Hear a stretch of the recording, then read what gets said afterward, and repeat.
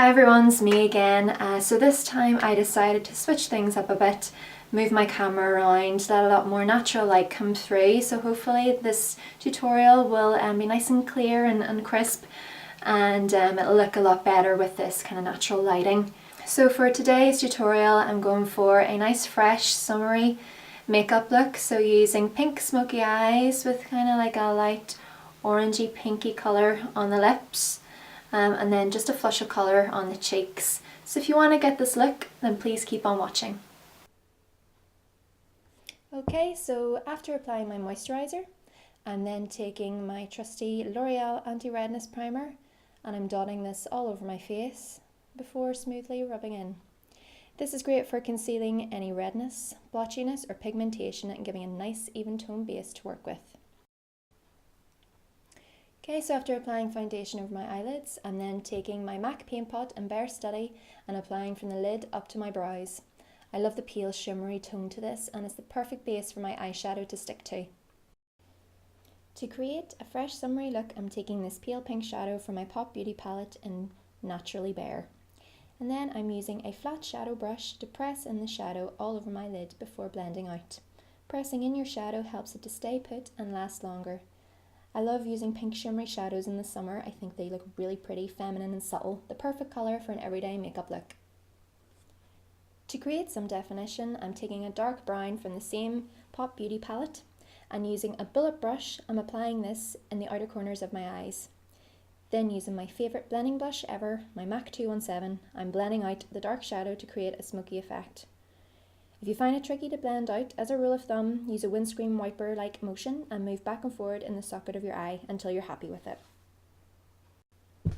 So after you're done blending out your shadow, take a black gel liner, here I'm using Clinique, and a MAC 209 brush, then dab a little bit on the back of your hand and then use that to create a thin line across your top lash line.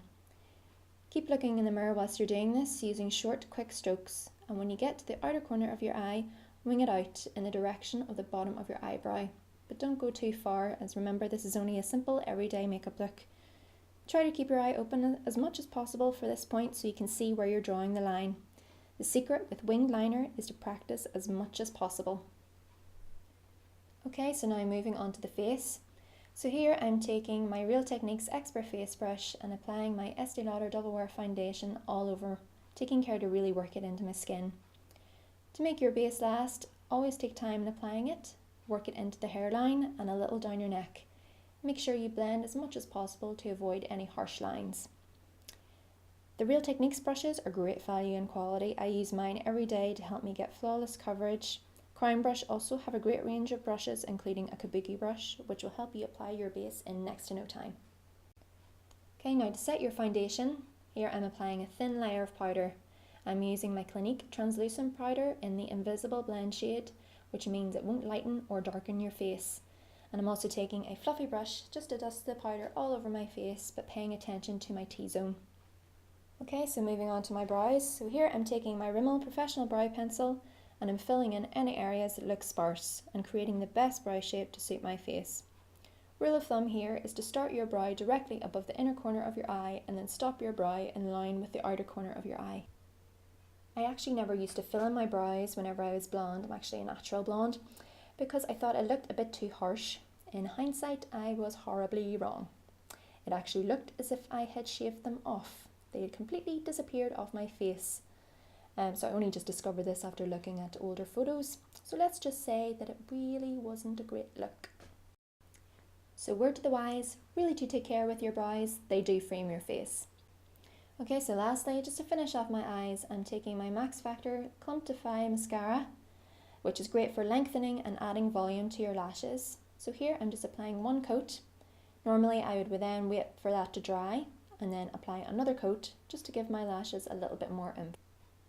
Oh, we have a visitor, Mrs. B, the lady of the house, looking very blasé and nonchalant, but secretly I think she loves the camera. And swiftly moving on, taking my Benefit Dallas blusher and an angle brush, I'm using this to contour my face. Firstly, I'm sucking in my cheeks and applying it underneath in the hollows. By contouring, I'm creating definition and creating a slimmer face shape. Okay, so now moving on to blush, I'm using Clinique's blusher in Innocent Peach and I'm taking a crown brush, and then I'm just applying that on the apples of my cheeks for a nice, pretty, fresh summer glow. Okay, so then to finish my face, I'm taking my go-to highlighter from Topshop in Prism and applying it to the tops of my cheeks, across the middle of my forehead, and then down the bridge of my nose. This really helps to give my face that fresh, dewy and youthful glow. If you want to make your lips look a little bit fuller, then also apply it just above your cupid's bow. So finally, I'm taking my Bourjois lip crayon in Orange Punch and applying this all over my lips. This is perfect for an everyday look as it's easy to apply, moisturising on your lips with just a hint of colour. Okay, so that's the finished look, guys.